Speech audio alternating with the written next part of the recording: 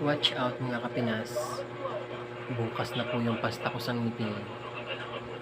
May 30, 2024. Ito po yung papastahin sa akin. Ayan.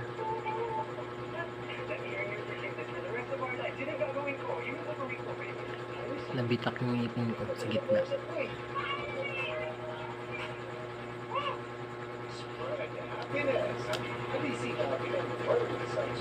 Kaya po yan nabitak kasi natusok ng buto ng manok, tinola.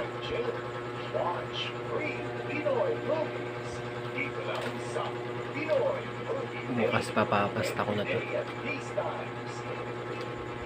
Isang buwan din ako naghintay, nagpa-schedule ako.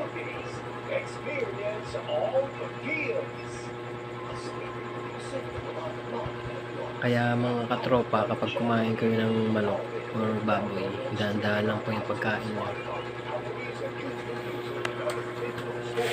Kasi pag natusok yung ngipin nyo, kapag ngipin nyo hindi matibay, mabubutas yan or kaya mababalik.